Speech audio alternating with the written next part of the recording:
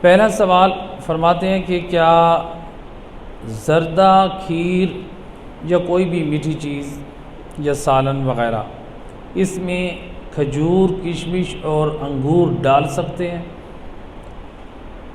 یہ واقعاً یہ مسئلہ جو ہے یعنی بعض جیسے شادی بیاہ کے فنکشنوں میں تو لوگ بعض پریشان ہو جاتے ہیں، زردہ بعض نہیں کھاتے، وہ کہتے ہیں اس میں جو ہے اس میں کھجور ہے، چھوارا ڈالا ہوا ہے، خشک کھجور۔ بعض لوگ کہتے ہیں کہ اس میں کشمش ہے، ہم یہ نہیں کھاتے، یعنی یہ دیکھا بھی گیا ہے۔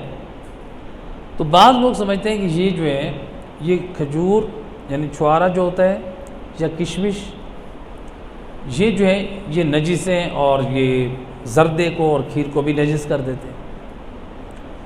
اگر میٹھے میں، زردے میں یا سالن میں کھجور ڈالی جائے یا مثلا کشمش ڈالی جائے یا جسے ایک زبیب ہوتی ہے وہ ڈالی جائے، ان کے ڈالنے سے آپ یہ چیزیں بھی کھا سکتے ہیں، وہ زردہ بھی کھا سکتے ہیں، وہ کھیر بھی کھا سکتے ہیں۔ ایک چیز رہ گئی جو عام بعض لوگ غلطی کرتے ہیں، وہ ہے انگور۔ اگر انگور آپ نے لب شیری میں بعض جگہوں پہ ڈالتے ہیں، اگر آپ نے ڈالے ہیں لب شیری یا کھیر میں یا کسی اور چیز میں انگور کے دانے اور وہ جوش ان کو آ جائے، انگور کا جو رس ہے اس میں جوش آ جائے پکنے کے دوران، جب اس میں جوش آ جائے تو کیا اب یہ کھیر اور یہ ربڑی یا دیگر چیزیں کیا یہ نجس ہیں؟ نہیں، وہ بھی نجس نہیں ہے، انگور بھی نجس نہیں۔ لیکن آقا سیستانی فرماتے ہیں کہ آپ کے لیے وہ انگور کھانا حرام ہے چونکہ اس کو جوش آ چکے۔ صرف انگور، کشمش کھا سکتے ہیں، کھجور کھا سکتے ہیں، زبیب کھا سکتے ہیں، انگور کو اگر جوش آ جائے تو پھر اس کو نہیں کھا سکتے، اس کا کھانا حرام ہے، وہ نجس نہیں ہے۔ اچھا، بعض لوگ کہتے ہیں کہ یہ کیسے کہ کھانا حرام ہے نجس نہیں ہے؟ دیکھیے ایک حکم ہے، ہمیں اسے تسلیم کرنا ہے۔ سمجھانے کے لیے ویسے میں ایک اور مثال دے رہا ہوں، ضروری نہیں ہے کہ جو چیز نجس نہیں ہے ہم کہیں کہ اس کا کھانا حلال ہے۔ اب جیسے مٹی ہے، نجس نہیں ہے لیکن اس کا کھانا حرام ہے۔ اسی طرح سے جیسے زہر ہے، نجس نہیں ہے، اس کا کھانا حرام ہے۔ انگور بھی نجس نہیں ہے لیکن اس کا کھانا کیا ہے؟ حرام۔ دوبارہ ایک مثال کے ذریعے سے جو بعض لوگ اعتراض کرتے ہیں۔ دوسرا سوال فرماتے ہیں کہ بعض لوگ عید والے دن سیاہ لباس پہنتے ہیں اور کہتے ہیں کہ یہ امام علی علیہ السلام کا ابھی 10واں نہیں گزرا، تو کیا عید کے دن ہم سوگ منا سکتے ہیں؟ یہ بہت عمدہ سوال ہے، چونکہ اچھا یہ ہر سال اس طرح کے سوالات ہمارے پاس آتے ہیں۔ عید والے دن سیاہ لباس پہن، ہم دیکھیں ہمارے اوپر کس کی ولایت ہے؟ محمد وال محمد کی۔ کائنات میں بعد از خدا سید الرسل، رسول اللہ کے بعد اگر کائنات میں افضل اور اشرف ہیں رسول اللہ کے علم کے وارث، ان کی شریعت کے جو وارث ہیں وہ ائمہ اہل بیت ہیں۔ ہم ان کی سیرت کی طرف دیکھیں، میرا اور آپ کا عمل، میری اور آپ کی کوئی احترام، ہماری عقیدتیں یہ دین نہیں ہے۔ ہم اپنی عقیدتوں کا دین کا حصہ نہ قرار دیں۔ معصومین کی سیرت میں کیا ملتا ہے؟ ہمیں ہمارے پاس جو روایات ہیں، خود ائمہ ہدیٰ علیہ الصلوۃ والسلام کی سیرت میں امام علی رضا علیہ الصلوۃ والسلام جب آپ نکلے تھے عید نماز کے لیے، جب تیار ہوئے تھے تو آپ نے سفید لباس پہنا تھا۔ تو اب امام جو وارث دین ہیں وہ سفید لباس پہن رہے ہیں روایت میں جو ملتا ہے۔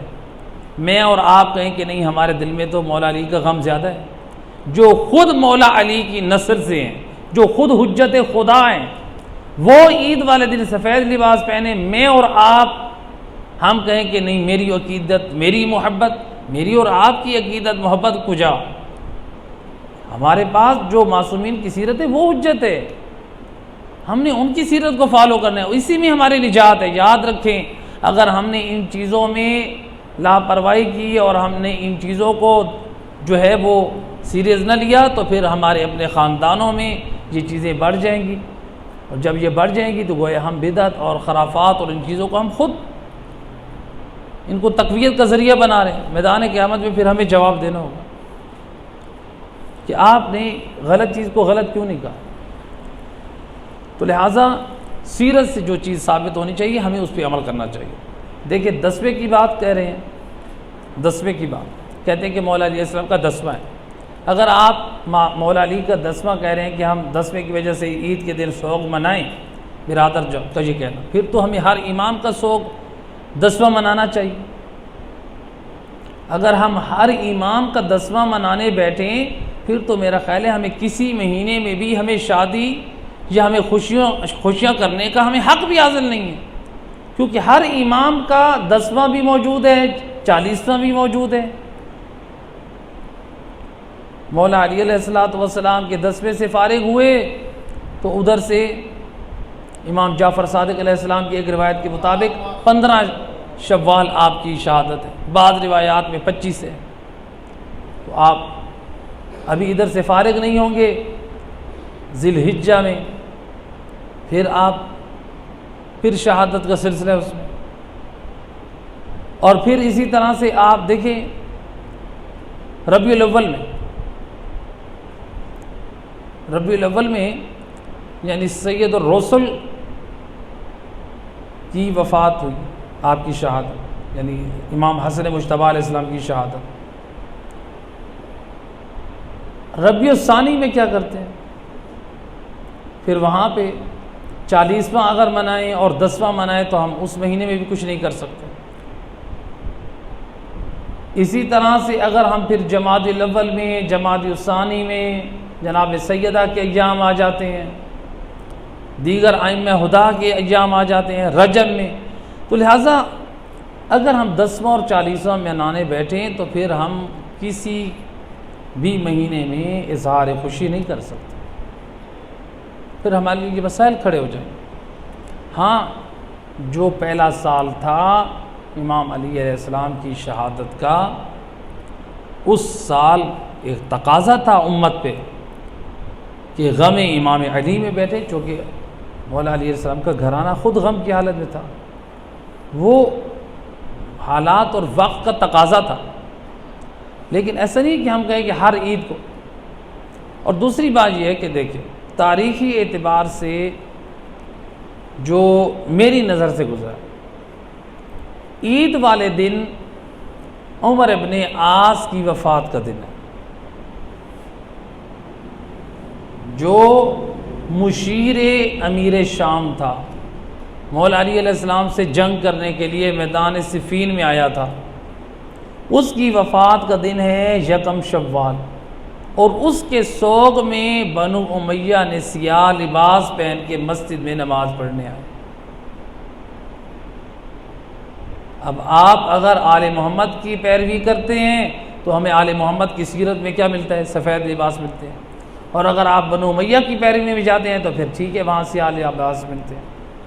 ٹھیک ہے، آپ کو فقہاء اجازت دیتے ہیں کہ آپ ایام عزا میں امام حسین علیہ السلام کے جو ایام غم ہیں یا دیگر ائمہ ہدیٰ علیہ السلام کے ایام غم ہیں، اس میں فقہاء نے اجازت دی ہے کہ آپ مثلا اگر آپ کے عرف میں تقاضا کیا جا رہا ہے سفید شلوار اور سیاہ قمیض کے ساتھ یا سیاہ کپڑے کا استعمال کرنا، تو اس میں آپ غم کے طور پہ استعمال کر سکتے ہیں، اس میں فقہاء اجازت دیتے ہیں۔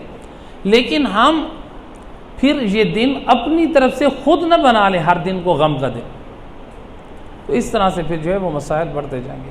تو لہٰذا ہماری نجات اسی میں ہے کہ جو محمد و آل محمد کی سیرت ہے اس پہ عمل کریں۔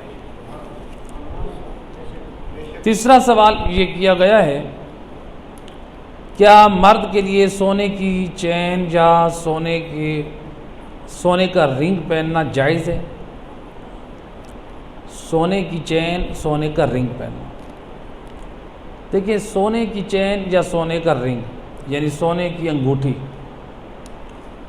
پہلا مسئلہ، اگر مرد صرف مرد کے لیے. عورت کے لیے سونا پہننا جائز ہے نماز کی حالت میں. مرد اگر مسئلہ نہ جاننے کی وجہ سے یا بھول گیا ہے، اس کو مسئلہ معلوم تھا، بھول گیا ہے، نماز کی حالت میں نہیں اتارا، اس نے سونے کی انگوٹھی کو، سونے کی چین کو، سونے کی فریم بنا ہوا ہے اینک والا، سونے کی جو ہے وہ گھڑی ہے اس کا چین بھی سونے کا ہے، یا اسی طرح سے دوسری مثلا بریسلٹ جو ہے وہ اس نے پہنا ہوا ہے سونے کا. یعنی جو سونے کی چیزیں پہننے والی اگر یہ بھولے سے پہنے ہوئے ہیں یا مسئلہ نہیں جانتا تو نماز صحیح ہے. لیکن اگر علم رکھتا ہے، باضد ہے، میں نہیں مانتا علماء اور فقہا کی بات، نہ مانو، یہ تو روایات سے علماء نے فتویٰ دیا ہے، اپنی جیب سے تو کسی نے فتویٰ نہیں دیا. تو لہٰذا اگر کوئی باضد ہو، علماء کی بات نہیں میں فقہا کی بات نہیں مانتا، علم ہے، جانتے ہوئے عمل نہیں کر رہا، اس کی نماز بھی باطل ہے اور وہ حرام اور گناہ بھی کر رہا ہے. تو مرد کے لیے سونا پہننا حرام ہے. اور سائنسی طور پہ سائنس نے جو ریسرچ پیش کی اپنی، مرد کے لیے سونا پہننا اس کی قوت مردانگی کی کمی کا موجب بنتا ہے. اسلام نے 1400 سال پہلے سونے کا پہننا حرام قرار دیا. تو لہٰذا سونا پہننا جو ہے وہ جائز نہیں. اچھا، ایک مرتبہ یہ ہے کہ مرد سونا پہنتا ہے، مثلاً وہ زینت کے طور پہ اپنی قمیض میں سونے کے بٹن لگاتا ہے، یا سونے ایک صلوات پڑھے محمد، یا سونے کے بٹن لگاتا ہے قمیض کو، یا سونے کا دانت جو سامنے والی سائڈ پہ اوپر یا نیچے.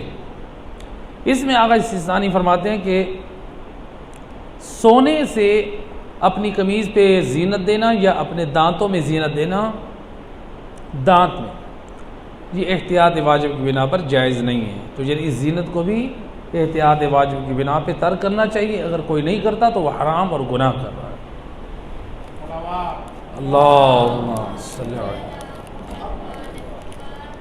اے کریم مہربان اللہ و حق محمد و اہل بیت علیہ الصلوۃ والسلام.